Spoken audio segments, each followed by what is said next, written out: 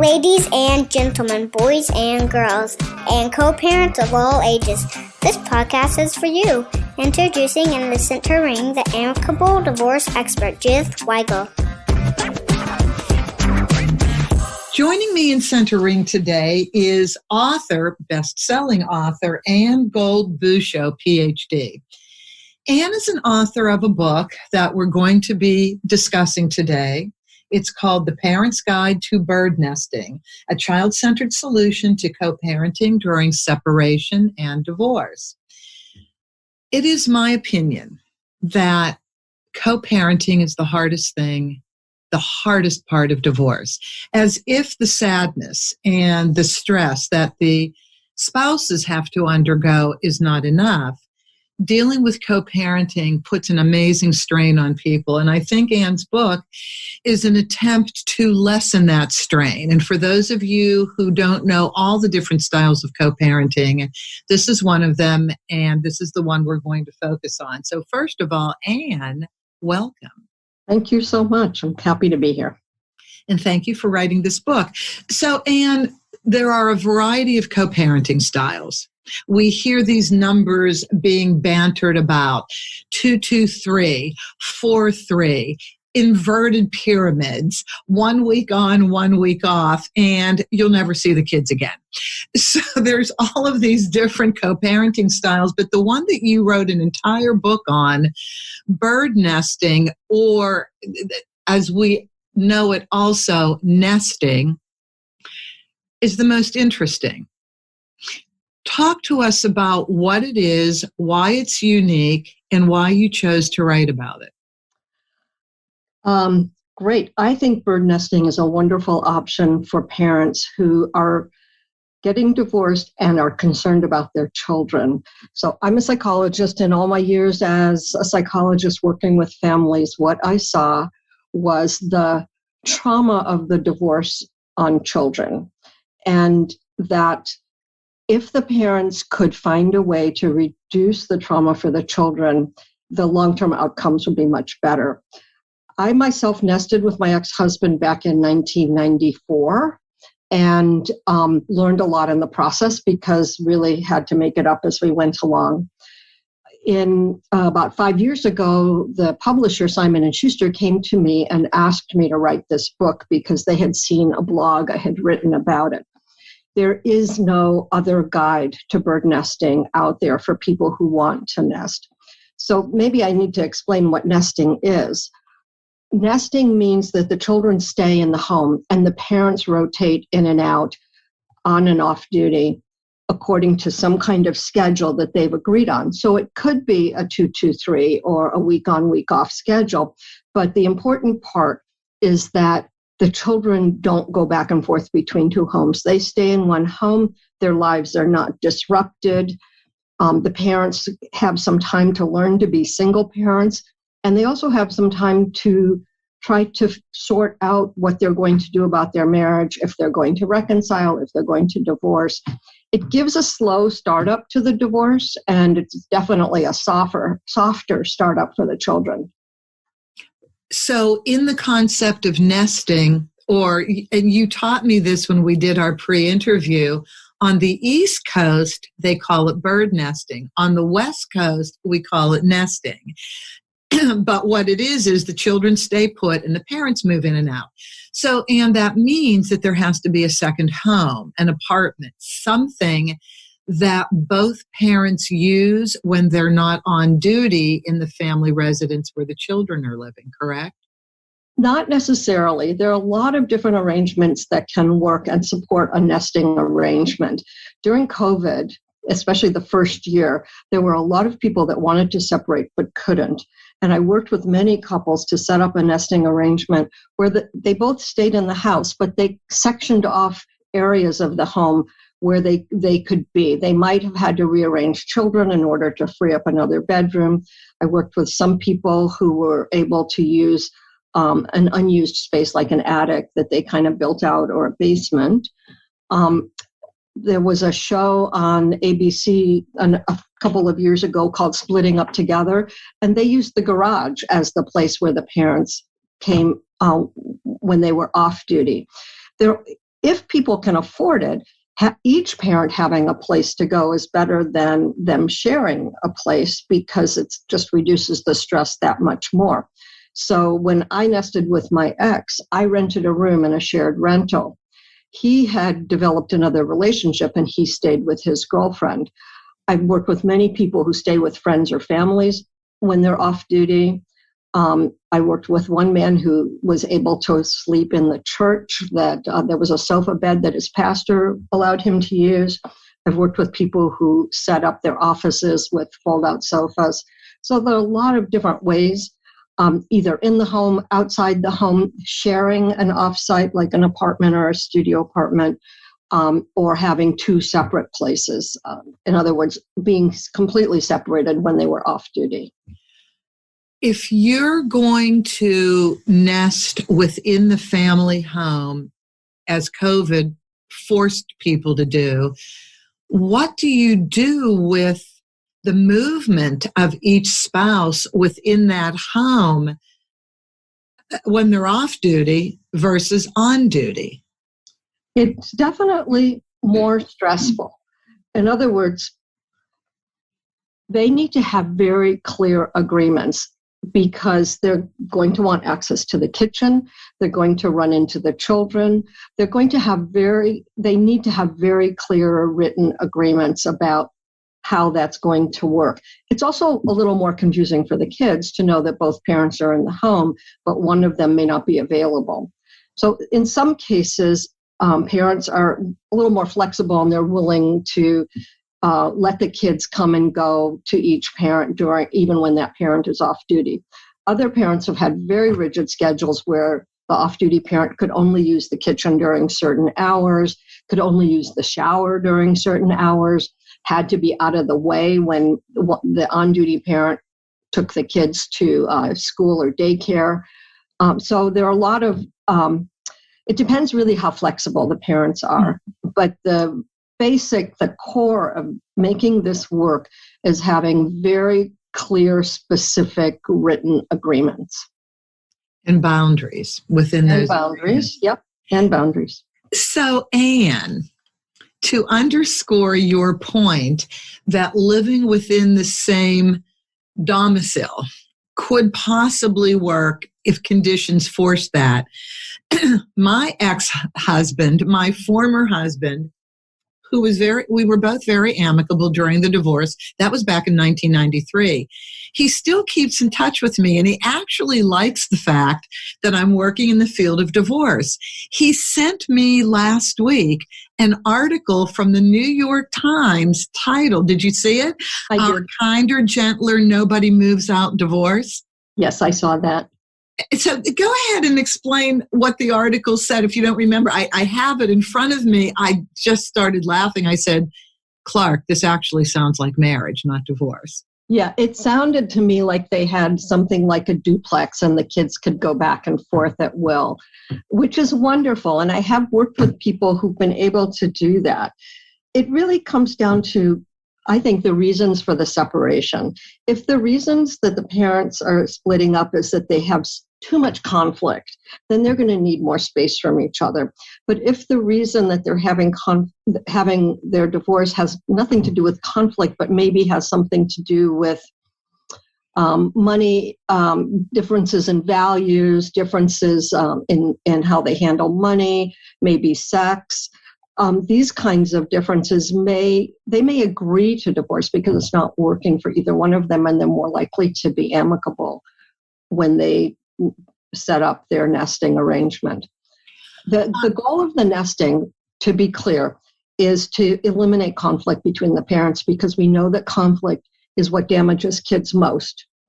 And so whatever it takes to reduce or eliminate the conflict is going to benefit the kids in the long term. So if you structure the arrangement around a way to eliminate conflict between the parents, it's going to be successful. Okay, so this is the concept I have a hard time understanding. Now, you've done nesting, I haven't. The thing that confuses me and I have a hard time with is reducing stress and conflict between parents. Well, one of the issues, and it's very basic, our day-to-day logistics of living. We get annoyed with the way somebody takes care of their space versus the way we take care of ours. We get upset with duties, washing, taking the trash out, simple things that have to be done on a daily basis. We get annoyed with that. But these things don't change. If you are physically still sharing the same space, even though you may not be there at the exact same time, you're still having these same topics dealt with, aren't you? Well, if you don't have a good agreement, you might. Most of the agreements that I've helped people structure, and this is very well laid out in the template in the book, have clear agreements about not leaving dishes in the sink when you go off duty, about making sure that the bed linens are changed. Some people put in basic pantry items that they want to make sure are in there when the on-duty parent comes in. Also, a written checklist of how the kids are doing so that the transition is more seamless between the parents.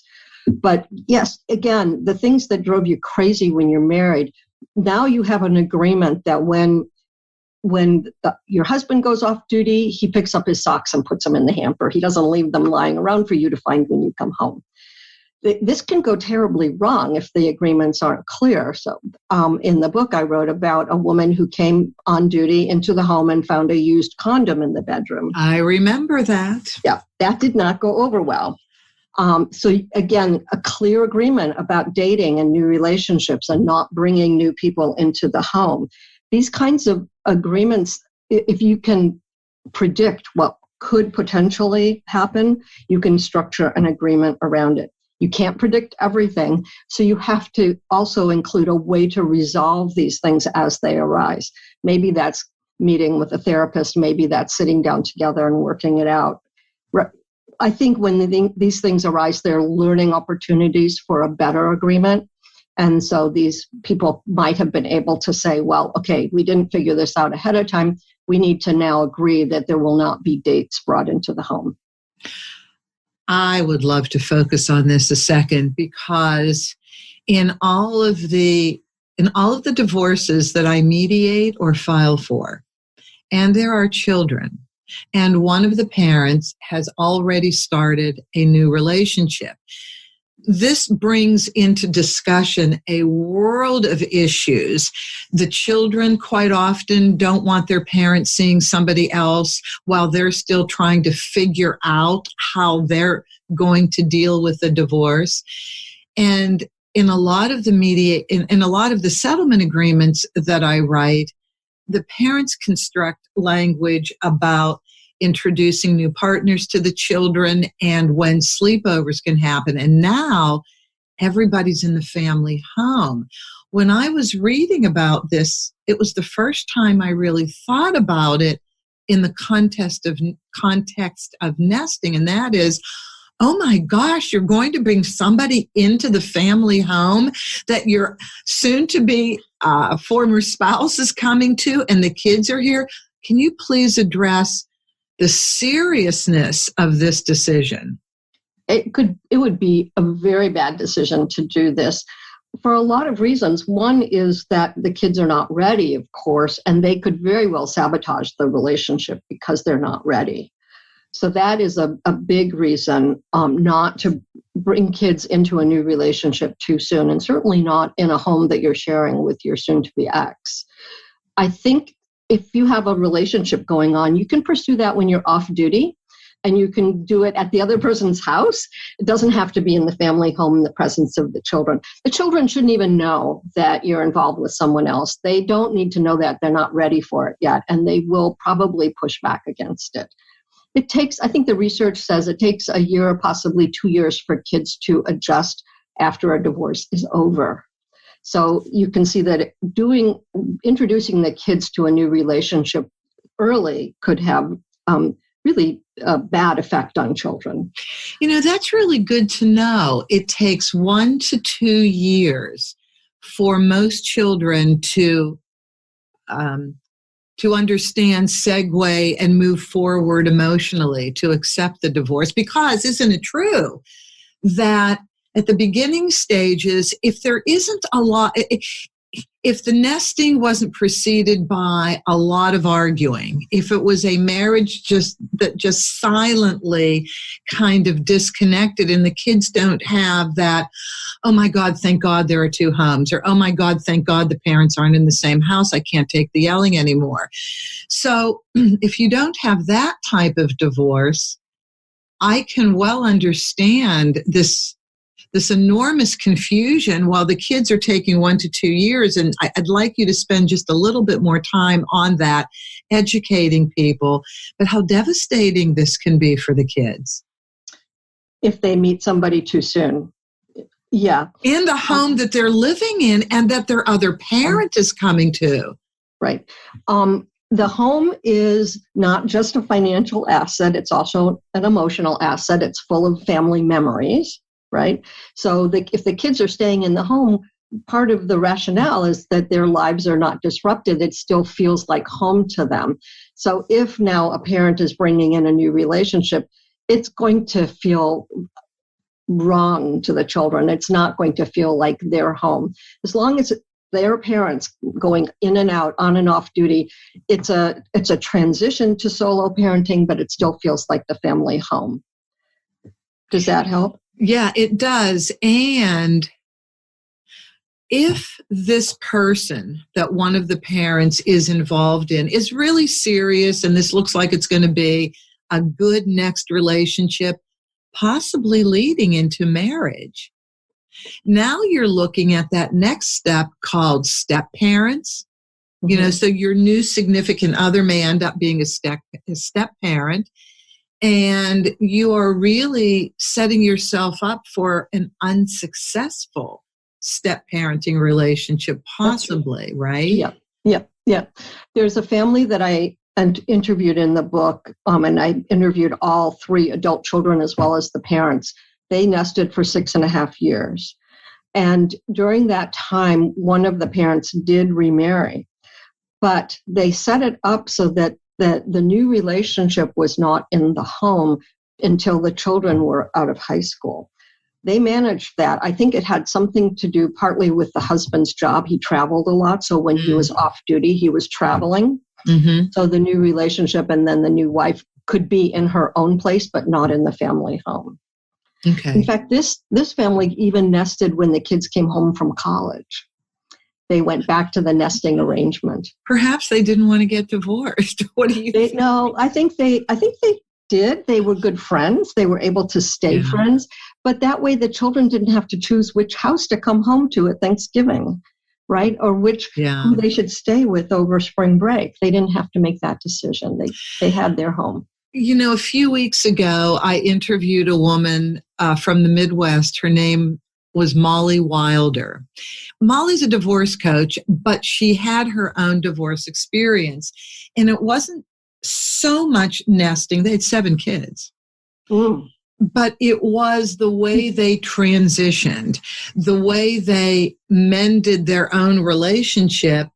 He got into a relationship before she did.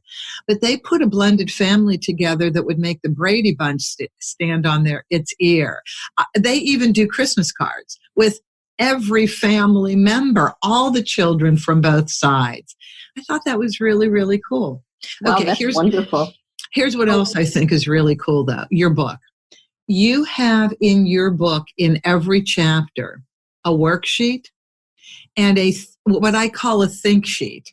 You question people. You have them fill out these questionnaires, and then they can exchange them along with worksheets. And it's in every single chapter. Why did you do that? I wanted this guide to be very practical. I wanted people to be able to know whether they could potentially have a successful nesting arrangement. I also want people to know that even if they only nest for a couple of months, that's not a failure. That's still a good transition for the children.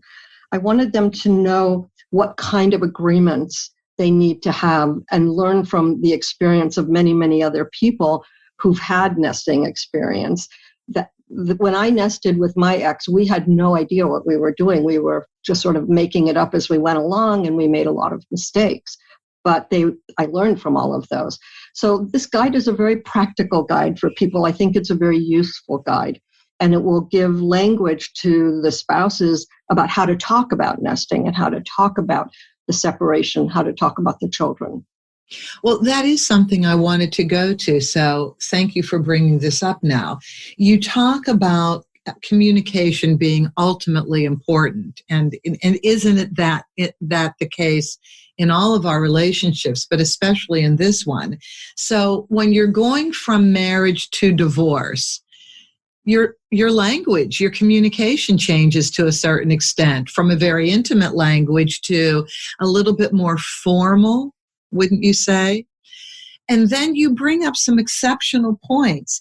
You definitely talk about keeping it respectful, but you really spend a lot of time on good communication skills, and then you go to good enough, always showing people how not to be so hard on themselves.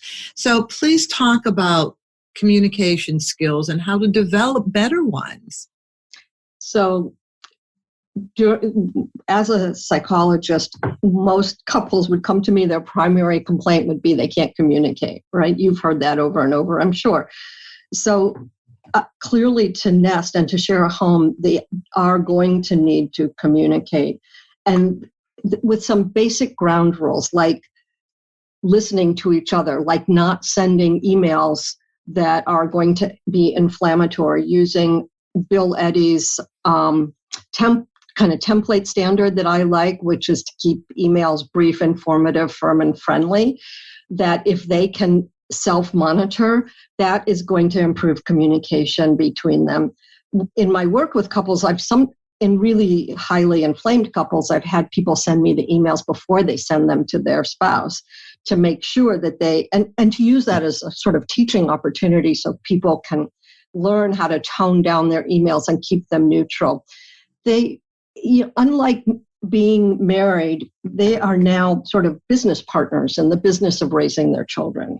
So a lot of things they don't need to talk about, but they do need to be able to talk about their kids, and they do need to be able to talk about the home if they're sharing their home. So some of the material in the book gives people sort of checklists or templates to communicate at the time of transition, whatever's going on with the children and any issues regarding the home. There's also in their budgeting templates to help people develop a budget, because so much of communication between couples is about money. And they do have to work out some agreements about how to fund the nesting, and depending on whether they reconcile or not, how to fund whatever the next steps are. You know, something else I thought was interesting that you had talked about in the book, and that is maybe you're not 100% sure that a divorce is the right thing, or even what is called a legal separation, which is still a formal filing. Mm-hmm. You say that if divorce is a consideration but not 100% positive, that maybe nesting will allow you to get some clarity of thought. It will keep you in the home, but it will give you some separation at the same time. Is that what the intention was in the let's see how this works variety of nesting? That sounds something like a trial separation. I like to think of that as possibly a therapeutic separation, where the nesting separates them but brings them together, perhaps in therapy, to work through the issues. Perhaps they might start dating each other again, getting to know each other again, starting from the beginning. I think there's a whole section in there about if you're interested in reconciling, you don't just end the nesting. There's some transitional steps to make sure that the reconciliation is going to work, because you don't want to put the kids through another separation. You want to make sure that this is going to be a positive step in the right direction. Can you give us one or two of those steps? Of the reconciliation? Yes. Or the trial. I think you said two things in your The therapeutic separation? Yeah. I think when parents separate but they're not sure they want to divorce, and actually I have to say that only about 13% of people who separate end up reconciling. So it's not a huge percentage, and nesting doesn't guarantee that. I want to make sure that people understand that.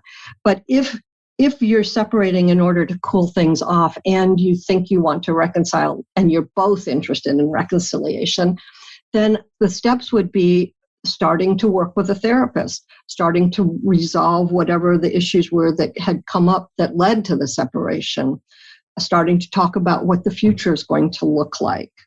How are the children going to be cared? What changes are each of the spouses going to have to make the relationship work? There might have been things like infidelity to work out. That's pretty common. And so that requires some intensive counseling and healing, and that might take some time. But, people where there's infidelity very often really are ambivalent about divorce because of their children and because perhaps of financial reasons. So taking the time to work with a therapist, maybe work with a CPA, get some professional help to restart the relationship if that's what they want to do. I like that you said dating again, start dating again. That's really cool. Because one of the nice things about dating is that you live in your own homes, so you live separately, and there's that mystique that we all love, and then of course we love moving in with one another. So that just sounds really very sweet.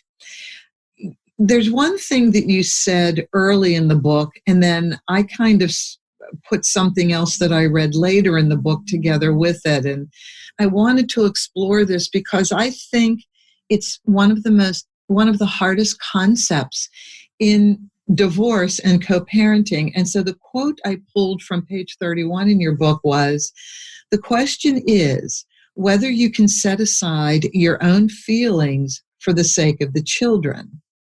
And then later on in the book on page 188, you talked about an emotional vocabulary. And I kind of put those two things together. First, let's go back to you're in your own pain. This is very difficult. You certainly never thought you were going to get divorced. Maybe you're the first one who's getting divorced in your family. Maybe your religion, your culture doesn't really support it. Yet you feel that this is possibly the right thing to do. How do parents put their own feelings aside to be able to put the children first?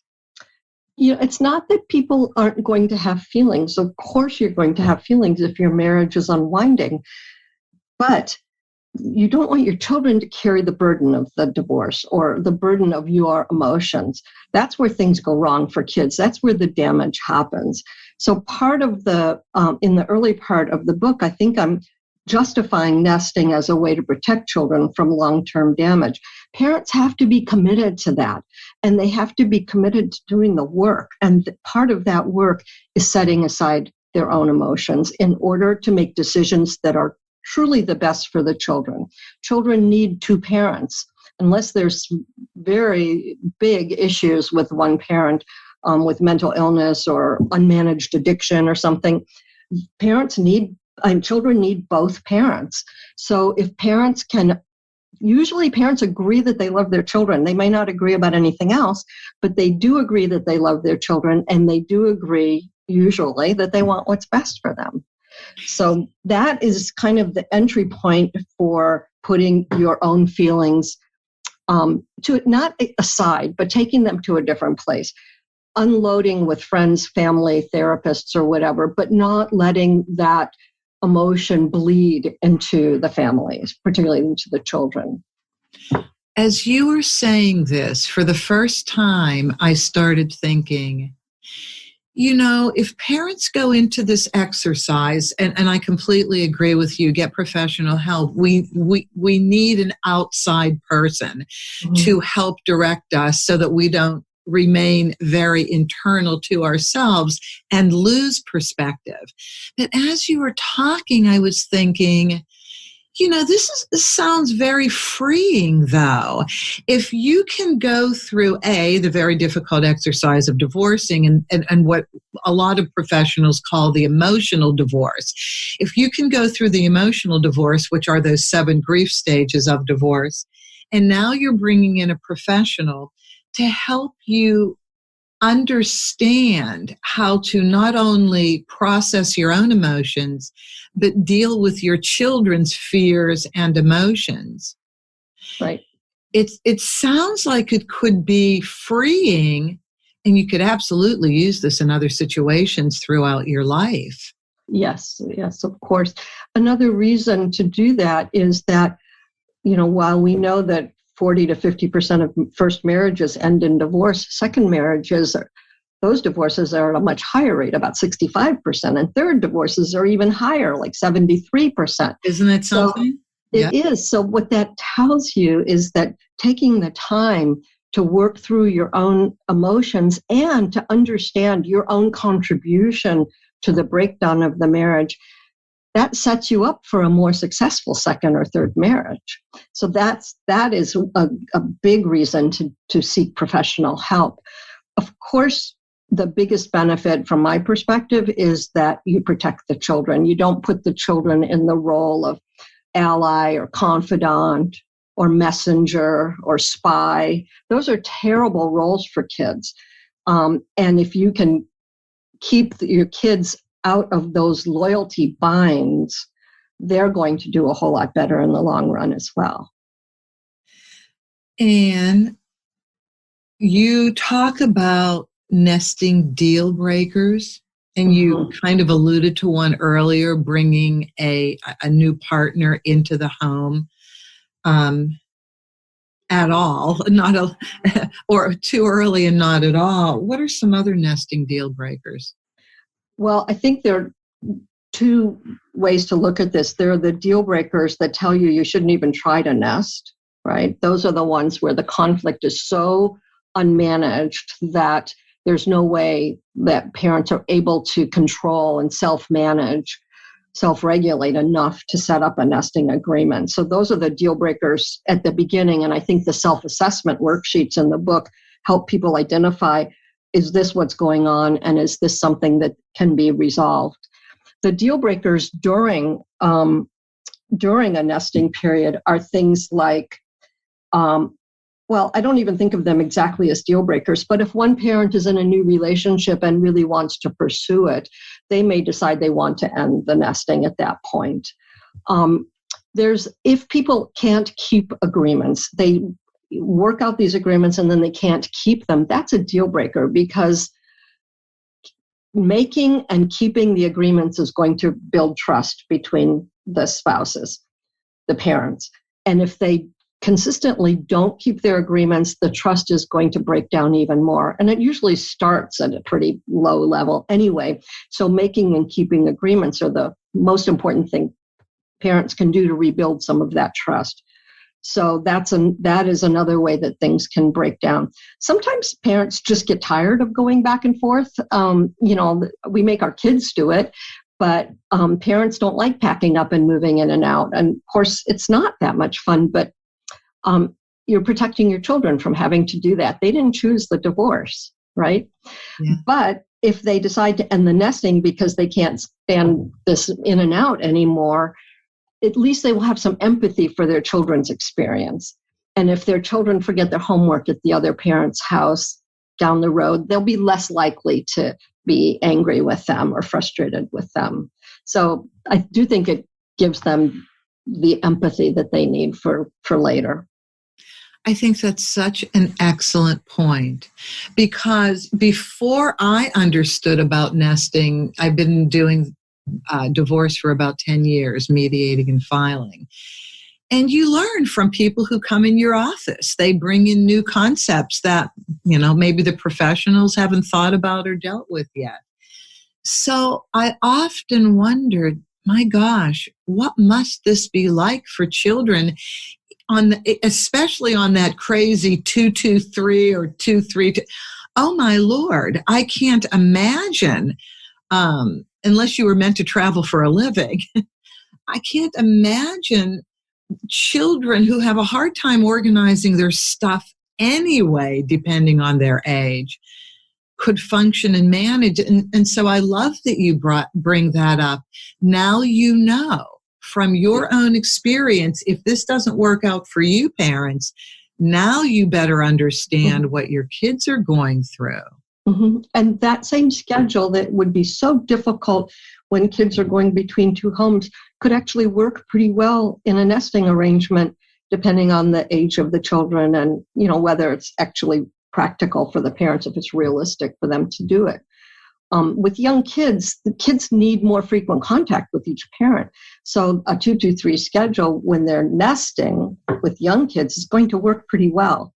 You don't want to ship a 4-year-old back and forth every 2 days, but when they're in their own bed, in their own house, and the parents are coming in and out, the kids are more stable. As kids get older, they can go for longer periods of time. And, my kids started at a week on, week off schedule because that's what my ex-husband really wanted. I wasn't happy with it, but when we threw in a midweek dinner, we made it work. But my kids were already almost teenagers. One of them was a teenager, so it seemed to work. I wanted to ask you, when you created your nesting arrangement way back when, had you heard of anybody doing it, or did you feel that you were creating something new? It existed. We had been in marital counseling for like 12 years, a long time. And we finally realized this just was not going to work. So our therapist said, have you thought about nesting? And all she knew was the kids stay in the house, the parents go in and out. That was it. She knew nothing more than that. But we really liked the idea. So it did exist, but we didn't know any more about it than that. There was no guide out there. We didn't know anyone who had done it. So yeah, we had to figure it out as we went. Fortunately, I think my ex and I both really did want to prioritize our children's well-being and not have them carry the burden of the divorce. And divorce is still hard for kids. Even if parents nest, it's still hard for kids. Mm-hmm. But this way, it's a little bit easier for them, I guess. Understood. Thank you. Let's talk about parenting styles for a couple minutes, because in a good marriage and everybody's living under the same roof, parents have different parenting styles. They come from what their youth was like, what they experienced, and then as adults, what they think is right. So what are their options? How do they deal with parenting style? TV, video games, everything. Right. So, even in really good marriages, parents have different parenting styles depending on how they were raised and their values. When people divorce, that can often become much more of an issue.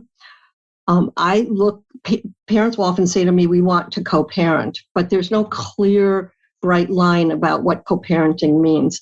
I think of parenting and co-parenting as a continuum.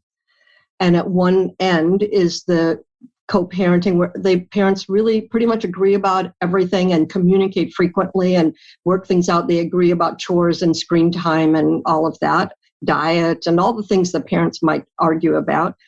And at the other end of that continuum are the parents who don't agree about anything. In fact, they don't even want to talk to each other. They find each other intrusive or controlling. And that's more parallel parenting. And it's kind of basically putting up a firewall between the two parents. Even nesting, because believe it or not, my ex and I had more of that kind of arrangement where we communicated almost not at all. So most parents fall somewhere between those two extremes. They can co-parent about some things, but there are some things that they absolutely want to be independent on. They want to parent the way they want to parent. I think part of the task in divorce is accepting what you have control over and what you don't have control over. And my experience is that the person closer to the parallel parenting end of that continuum is generally the one who prevails.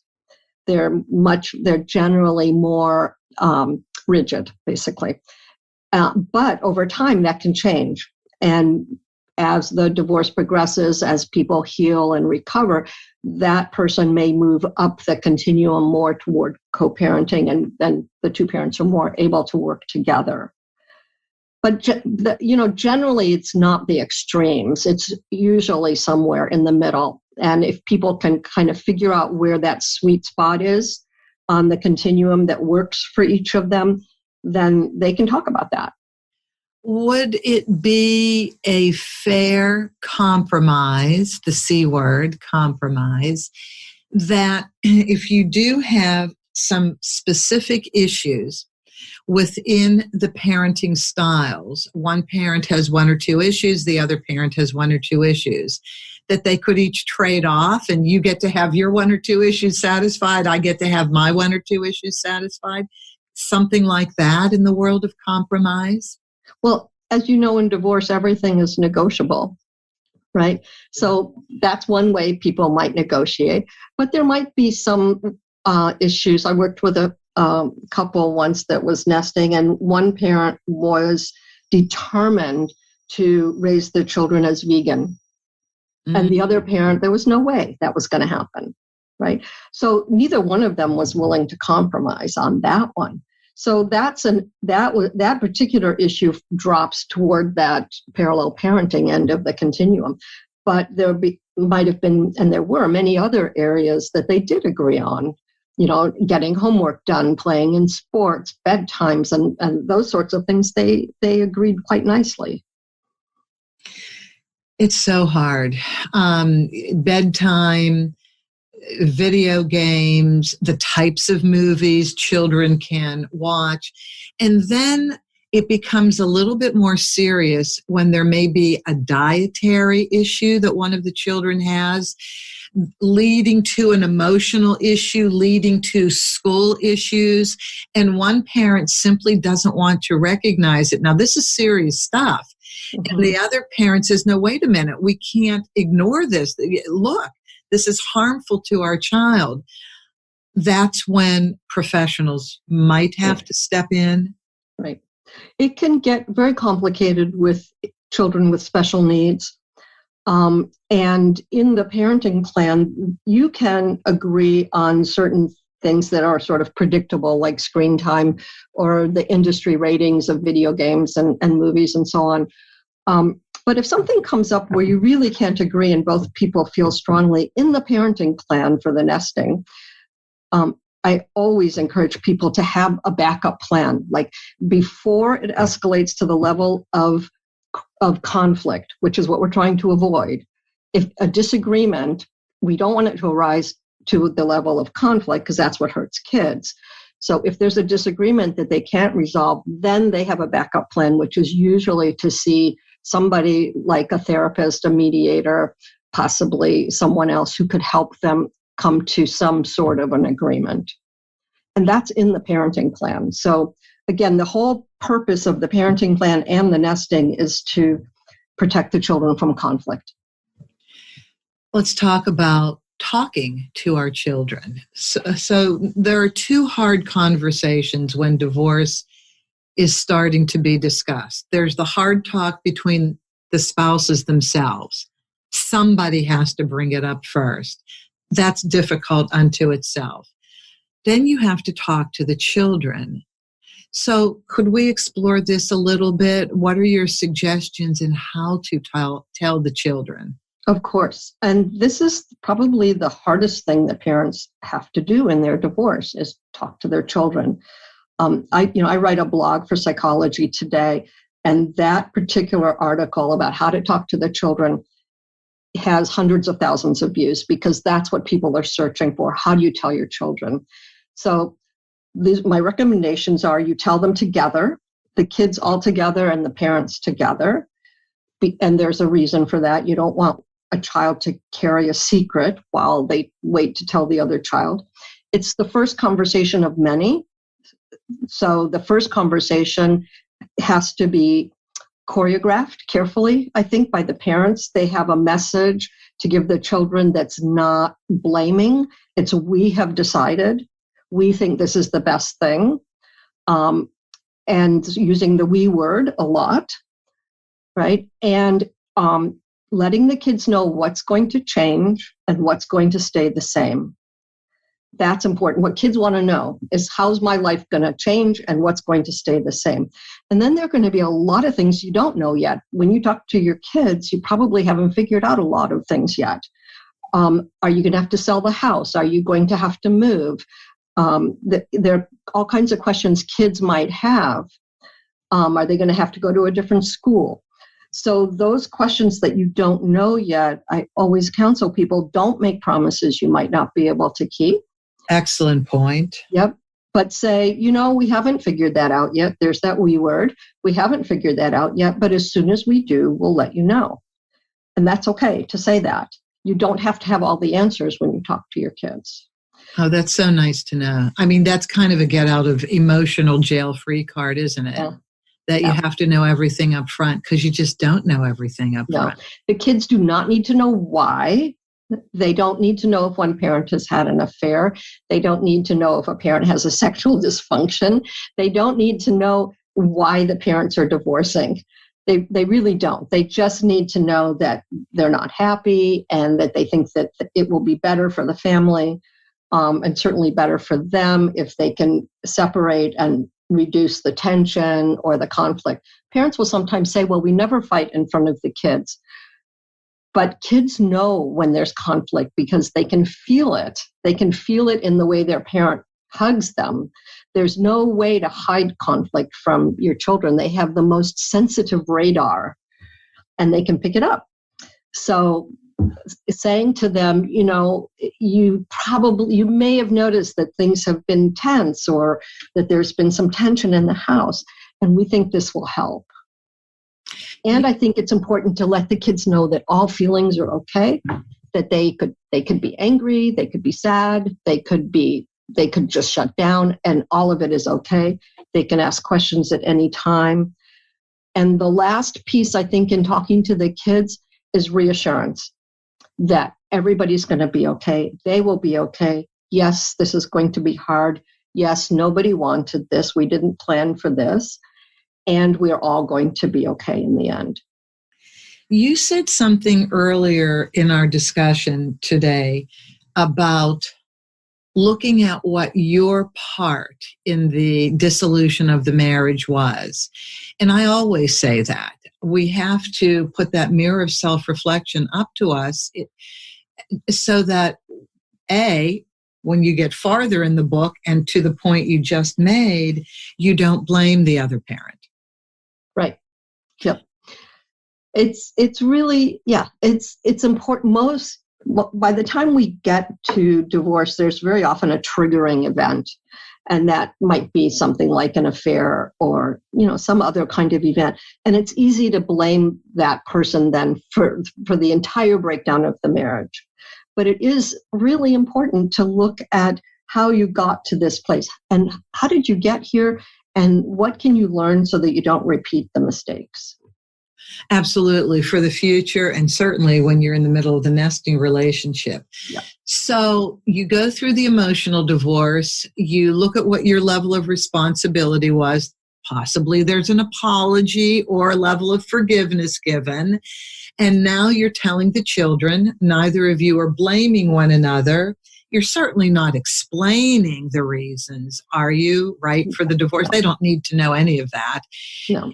But, and here is something that a therapist colleague of mine explained to me, and I'd love you to spend some time on it for a second. When you're talking to the children, make sure they don't think it's their fault. Of course, yeah, that's right. Why would they even think that, Anne?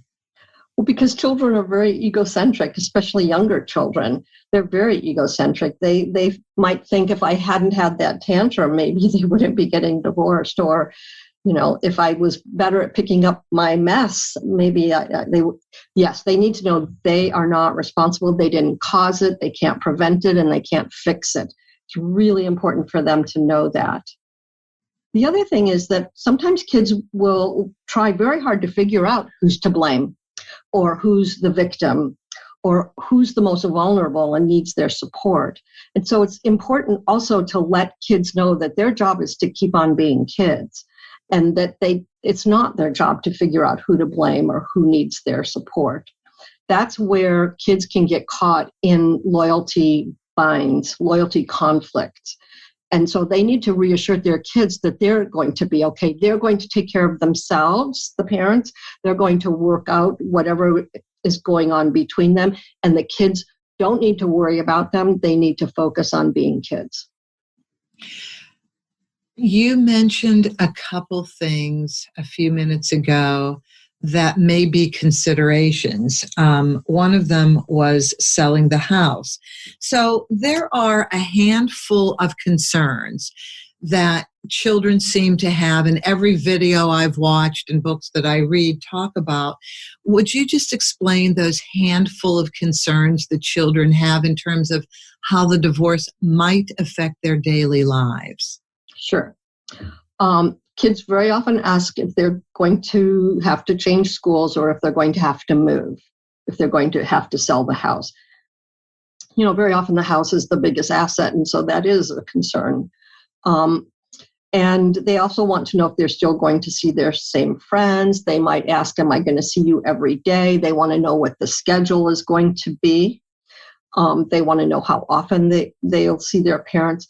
And if they know other children whose parents are divorced, they're going to ask questions that mirror that situation. If they see their friends struggling with something in their parents' divorce, am I going to have to go to court? You know, that was I didn't even think about that one. Yeah, that's an adolescent said, am I going to have to go to court and decide which one of you I'm going to live with?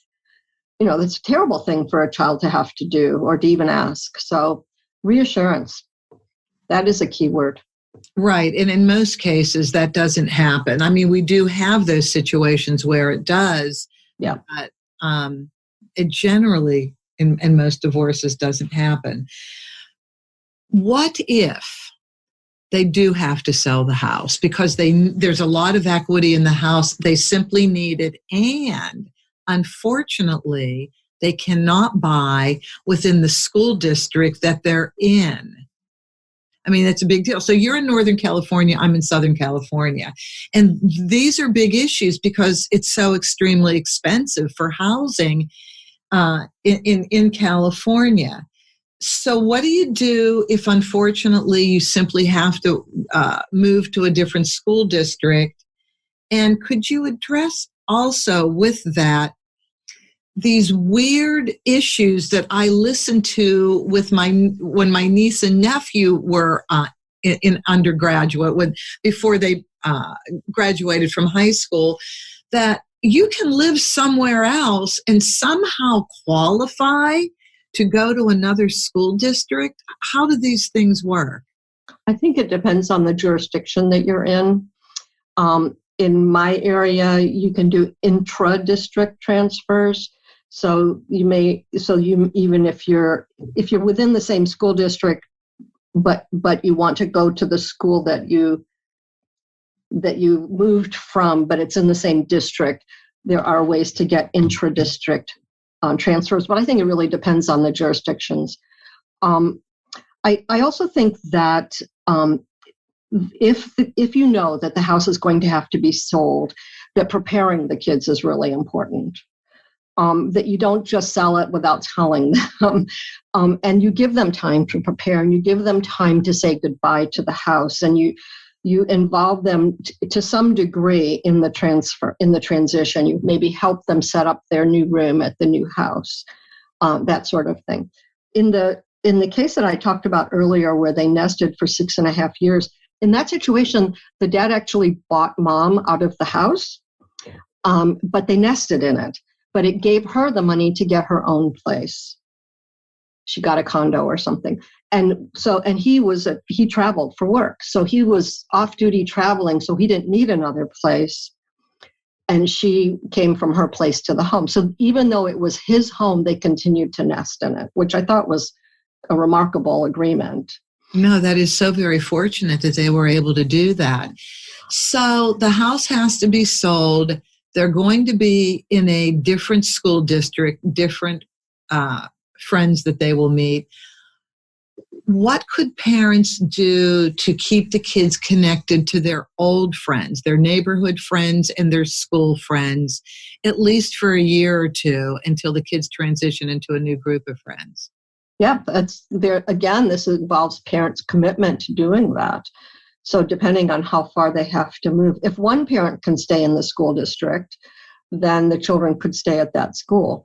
But if they both have to move out of the district, then parents will have to make sure that they arrange play dates. And, when parents have less time with their children because they're on some sort of schedule where they don't see their children every day, it's sometimes parents have to struggle with, do I really want my kids to go to a play date when they're supposed to be with me and I miss them and I want to see them? So these are things that parents have to struggle with. And again, putting your kids' needs ahead of yours. It's tough. That's so true. That is so true. And this has been so very informative. This has been great. I really appreciate it. I loved reading the book. I highly recommend this book to anybody. Again, the title, and it'll be in the show notes, but again, the title is The Parent's Guide to Bird Nesting, a Child-Centered Solution to Co-Parenting During Separation and Divorce. So you can easily get this on Amazon. Yep, and Barnes & Noble and almost everywhere else. No, yep. This was great. I'm so happy that Simon & Schuster called you and asked you to write this, because this is the biggest treatise on this concept that I have read and heard about to date. So this is extremely thorough. And those worksheets, I mean, those questionnaires, they're just perfect. They're just perfect. So Anne, now that Zoom has opened up the world to everybody, if people would like to see, wait a minute, we're going to get to if people would like to see you. One thing I wanted to bring out, I totally forgot. Support groups for children. Where do you sit on it? And do you know of some? Are there any resources on your website for that? There's a resource called Kids Turn in Northern California, and I'm not sure how widespread they are, but I know there are multiple counties in Northern California, Kids Turn, and they have groups for children and parents. They put the parents in separate groups. They're not in the same group with each other. Oh. I know there's another similar organization in Southern California, Sandbox something. Okay. I remember hearing about it. I think that some schools have support groups and some local, I think calling local schools and local therapists for resources would be a good thing, a good resource for people. I agree. Okay, so back to how can people get in touch with you? So you can go to my website, which is drannbuscho.com. It's drannbuscho.com. And you can contact me through my website. I'm happy to do consultations by Zoom. I'm not seeing people in person these days for obvious reasons, but I'm happy to do consultations by Zoom.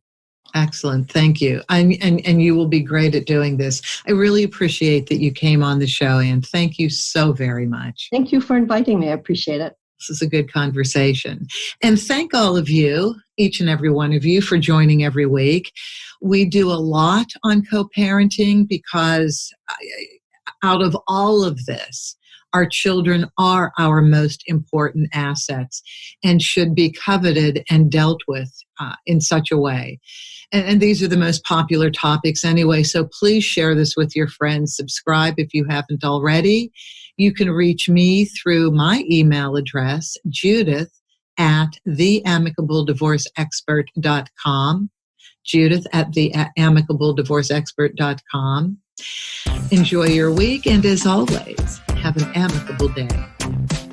That's our show for today. Thank you for joining us. Be good to yourselves, be kind to your spouse, and cherish your children above all else.